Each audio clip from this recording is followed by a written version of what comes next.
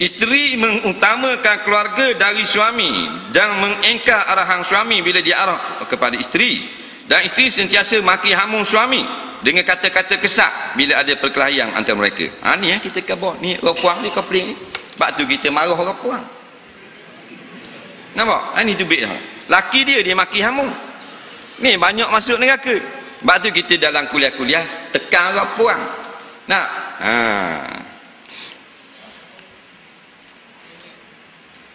Bila kita orang laki-laki, dengar molek, bujanglah, tak ada bini, kita wajib taat pada ibu bapa. Setelah kita berkahwin, wajib pula taat kepada ibu bapa berterusan. Jadi tak berubah. Orang lelaki sebelum kahwin wajib taat ibu bapa, lepas kahwin wajib taat ibu bapa juga, bukan taat pada isteri. Orang puang pula sebelum kahwin wajib taat pada ibu bapa, lepas kahwin wajib taat pada suami.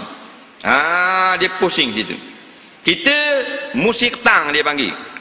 Orang lelaki bila dak kahwin taat ibu bapa, bila pergi kahwin taat bini. Orang puang patut taat suami, taat mak ayah. Tu panggil musik tang habis. Dia panggil masyarakat yang porak poranda. Sebab tu tak ada keberkatan. Beranak tapi derhaka kepada Allah. Maju negara tapi dosa penuh. Ingat orang puang, bila dia kahwin wajib taat kepada suami. Sebab apa? Sebab orang perempuan dia wajib taat kepada orang yang menanggung dosa dia. Ini ulama. Dia istimbak, dia buat kajian. Orang puang tak nikah lagi, dia tak pakai tudung tubik luar. Tunang dia ke tanggung dosa ayah dia? Dia jawab, ayah dia. Ingat, batu mu wajib taat ke ayahmu. Ayahmu tak ada, makmu ada di rumah. Mu pakai kain skirt tubik luar, makmu tanggung dosa. Makmu tak tegar, ayah tak ada. Faham? Tapi bila kahwin, siapa tanggung dosa? Suami tanggung dosa. Bila suami tanggung dosa, wajib mutaat kepada suami lebih daripada ibu bapa. Sebab ketaatan masalah kait dengan orang yang tanggung dosa kita. Tak faham? Apa tu? Sebab tu jangan tok harga mahal-mahal. Orang tanggung dosa kita tu untuk lelaki yang kita tok 8,000, 10,000. Ni maki hamu pula. Allahu Rabbi.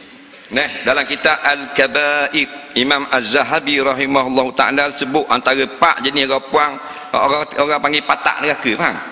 Jenis duduk dalam neraka, kerok neraka kat ni, dibakar sampai tubik perut, tubik mata. Iaitu perempuan yang bazilatul lisan ala zawj, perempuan yang mulut jahat kepada suami. Mulut jahat. Nampak? Itulah kita sawak kita. Pandai orang kata gitu. Kok pandai dia maknanya. Itulah kita dia kat mau bodoh, tu lelaki dia panggil bodoh. Ada hak ludah atas muka lelaki dia, lelaki pun kita tak kena ya. Faham? Jahat puang. Abang kata orang puang minta maaf, jangan marah. Kalau tak berasa tak sedap, pergi dengar ustaz lain. Tapi kita sayang orang puang. Faham tak? Pasal tu bila kita sayang anak kita katok, kita godang, kita pukul. Kalau tak sayang anak kita buat molek belaka. Anak kita panjat tokoknya molek. Tinggi sikit molek. Anak kita main pisah, ambil 2 lagi pisah. Ni tak tajam deh. Nu tajam. Pisah speed. Tu orang tak sayang. Kalau sayang, marah anak dia. Dia katok, dia godang, dia pukul, tambak batannya. Tu orang sayang. Jadi jagalah orang puang. Syaitan ni dia contoh itu. Sebab tu bila kita kahwin ingat baik, kita akan berkahwin dengan seorang yang paling penting dan dia lebih besar daripada segala raja di atas muka bumi. Raja Mesir, Perdana Menteri panggil bini kita, mari sekejap.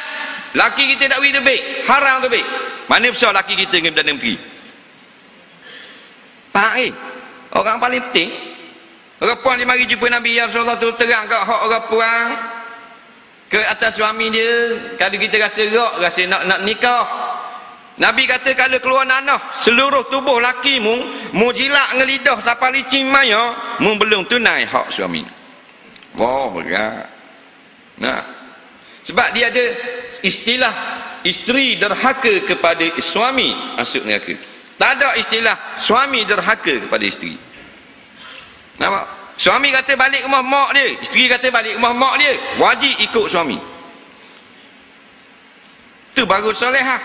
Kita tengah tidur malam, tok laki balik pukul 4 pagi. Bangun yang. Wak asyik goreng kapung, berbilih banyak ke. Wajib bangun. Kena cari bilih, kena cari berah, basuh berah, kena mayang lada, kena buat nasi goreng. Pukul 4 pagi wajib kena buat. Dah ada tak tok laki kita suruh buat pukul 4 pagi?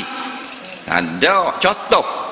Nah, suruh buat air 2 kali bunyi. Sani air dah kerak atas air.